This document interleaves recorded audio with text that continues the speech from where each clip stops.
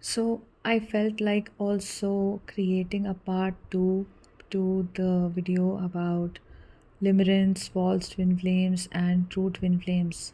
So as I mentioned that the purpose behind that is to offer anybody clarity because there is a lot of content out there which is calling twin flames to be limerence and not a real thing, or a lot of you have doubts about karmics and false twin flames, so you should know the difference as I explained towards the end of that video.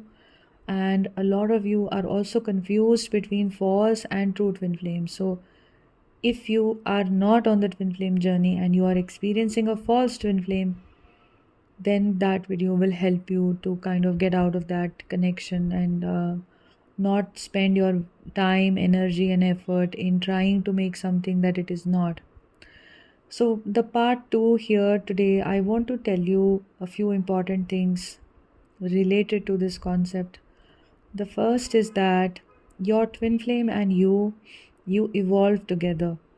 So, that is very important that I forgot to mention that as you are evolving in your journey, your twin flame is also evolving with you, even if you are not in communication and you don't know anything about each other's lives, because you are the same soul in two polarities. So, as much as your feminine self awakens, their masculine self will awaken. This is just how it works, this is just how everything is. So you will feel that when you reconnect with them that they have awakened significantly as much as you have. Their way of communication and everything is reflective of your own inner purging and your own inner awakening. This does not happen with a false twin flame at all. A false twin flame, you, like I mentioned in that podcast, that they completely tune out of your life. You never have re-encounters with your false twin flames unless you are trying very hard to make them a part of your life or something. If you have a difficult time in letting go, um, they vibe out of your frequency. So, however much of a growth you are showing in your life, there is no such parallel growth happening in a false twin flame. The purpose of the false twin flame to settle the karma, to awaken you to your truth a little bit, has been served, and they don't come back to your life. If at all they circle back, like men sometimes tend to do, so some of you will, or masculine energies generally, so you don't have any space or time for them. You know in your heart that no, that's done. Even if you are still drawn to them or something, they are not the people that you live with or you enter a relationship with again, or there is no reunion or anything with a false twin flame. So if you are experiencing a false twin flame because the science resonated with you and now you're wondering, that you always feel bad, you always feel drained out, you always feel low, and you feel all those things that I shared, then that's a false twin flame experience, and it's good to give yourself some distance and till you have processed the pain and you're ready to move on. Now, one more thing is that if you are still confused, okay, who is who, I do not know, a very good thing is just be by yourself for some time and go through the ascension wherever the earth is taking you towards right now. Whatever is coming up for you, start. If there is not much coming up for you, if you're not on the journey, let us say you're not on the twin flame journey, then ascension can be slower for you. It is then that you should use some tools. Be in awareness, become meditative, look at inner child wounds, look at those things about healing the past, understanding your relationship with your parents, so that you come out of those patterns. Because whether it's a false twin or it's a limerence situation or it's the running and chasing that happens with your twin flame, all these three aspects are a reflection of what has happened to you in your childhood. And definitely childhood is something that is a reflection of a past life. We don't go there consciously. If we can't, we don't bother about it, but we definitely can go to the childhood to at least start resolving those toxic patterns or these hurts and this lack of self acceptance that draws in these connections or these connections rather try to highlight to you that this is where you're hurting. And even your twin flame connection does that till you purge. So no wonder, confusion happens. And this is why, if you are still confused, I would urge you to make notes from that video and write down those differences if you are very confused in your situation about a particular connection that you're going through. Now, one more thing is that, why do you go through these three? And someone else who's not on the twin flame journey may not have gone through these three. You just see generally people who are not awakening, who are not on the twin flame path, they usually have one relationship, they break up, okay, then they have a second one, they marry the second one, and that's it. Or they have two, they marry the third one, or they have one and they marry the first one. Or if they have other kinds of connections, then they have a few heartbreaks and until they find the right one, and even that may not work later on. Whatever are the situations, the combinations of relationships that we see around us, but none of them have experienced something as intense as what you've been going through. These limerence stories, if you remember, if you were a teenager, you were probably the only one who was going through this kind of a fantasy in your heart. Very few people around you would have resonated with this intense love you felt for this limerence connection as a young girl or a young boy. So, why is that the case? Because the soul, before it is incarnating in this lifetime, and it knows that, okay, this is a lifetime when I'm supposed to meet my twin flame, is seeking the twin flame. So, this is the second part that I wanted to speak about mainly, that it doesn't know how the person will come, right? You forget everything. You don't know, the soul doesn't remember the specifications of where and how this person will meet you. These are all coincidences, and these are all the factors of life. And even when you meet your twin flame, many of you don't recognize your twin flame for a really long time. For years, some of you may have struggled to finally come to the conclusion that this is a twin flame connection. Some of you may have taken a year or 6 months or a few months, right? That's okay. So the point is that, why do you go through these things? Because you are looking for, the main reason is you're looking for your twin flame. So you will also notice that the limerence person, the one that you had that thing with, could have very similar physical characteristics to your true twin flame. Now in hindsight, if you've gone through all three, or you've at least gone through two of these experiences, you can see that the limerence fellow also was a little similar to your true twin flame. This is why the soul got drawn to that person, because there was a mirroring, there was a slight kind of a confusion, muddled up with the mind's confusion, that okay, maybe this is the person.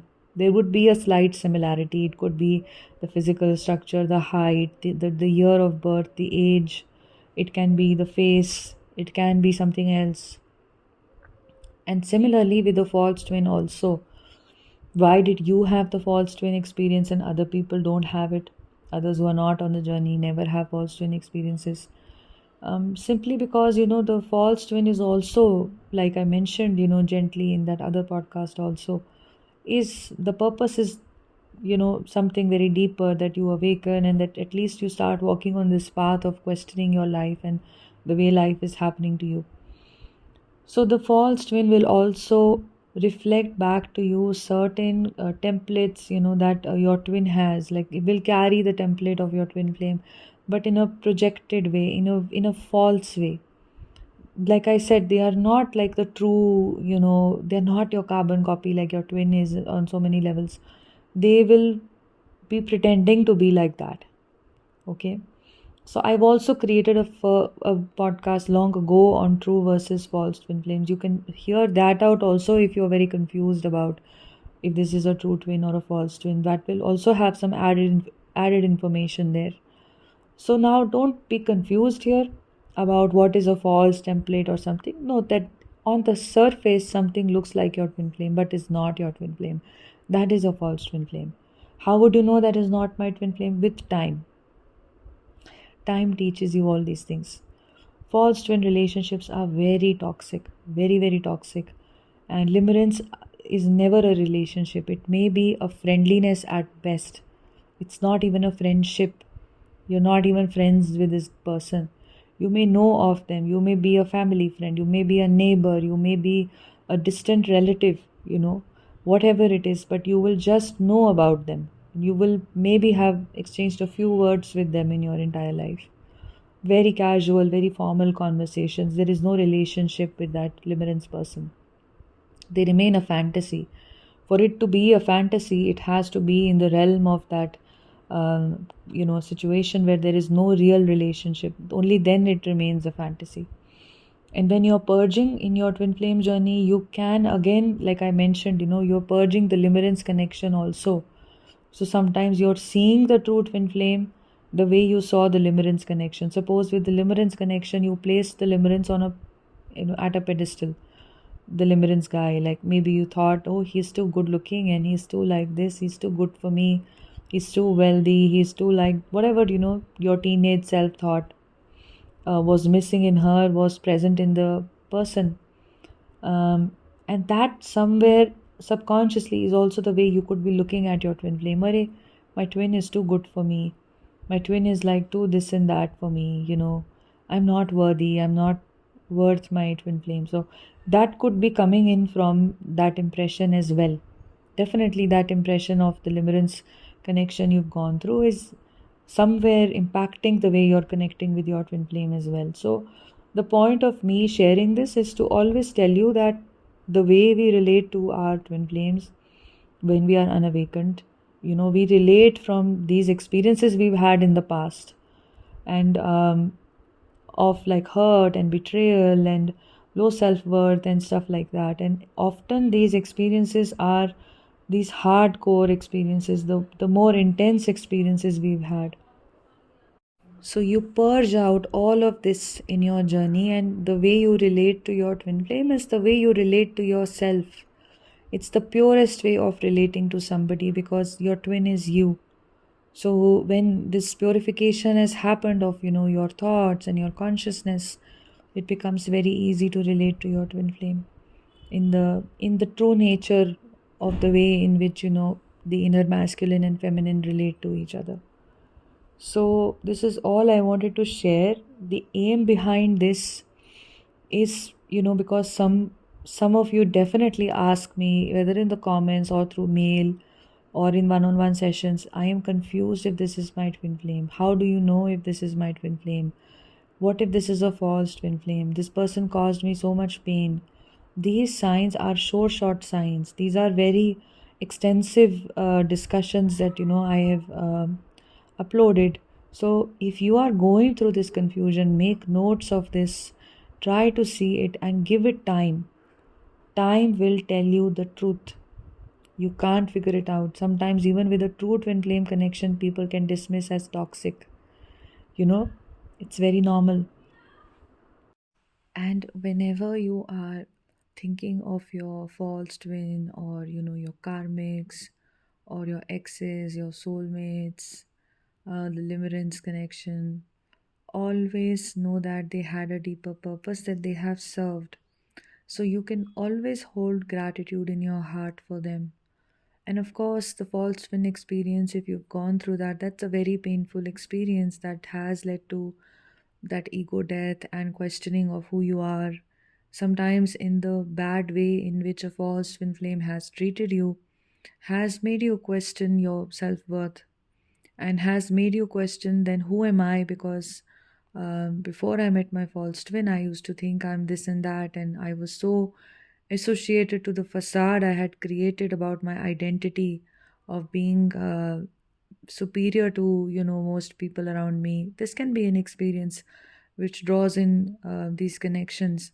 And then post that connection, the identity, the self-esteem took such a hit. Now, it is not about maligning the person or blaming the person and self victimizing, and which is what we see the Matrix will always do. If you see reality TV and other things you would have seen in the past, or sometimes, if you remember like how they behave if somebody hurts them, it's never about self accountability. They never go through a spiritual awakening. But you went through an awakening after this connection because your soul is just looking to awaken, it is looking for that entry point, which happens when the ego is a little shattered. So that kind of a shattering of your self identity that happens through a false twin flame in a very painful way, in a way in which they don't treat you with love or kindness, makes you question who you are, and it takes you into deeper questioning. Once you ask, then who am I? I thought I was this projected self, and I wasn't. I turned out to be somebody else, but I also know that who is my real identity? I'm wondering, right? So it's a great gift that you receive from the false twin flame, with the pain and the betrayal and all that. So you should hold gratitude that these were my teachers. In reality, every human being that we have is just a projection of us, and the self is projected outside in all these forms, and you are just learning lessons here. So everything is a lesson, everybody is a teacher, everything, you can just take it like that. And know that this is harder, but with time, and as you will ascend more and more, it'll become very evident to you. And you will know you never have to give your power away to anybody. You never have to be in situations that are um, making you feel less about yourself. You will come to a point where you can see how the mind, your own mind, is creating or is repeating these cycles of getting triggered, of getting upset, of making a big deal out of something, of reacting.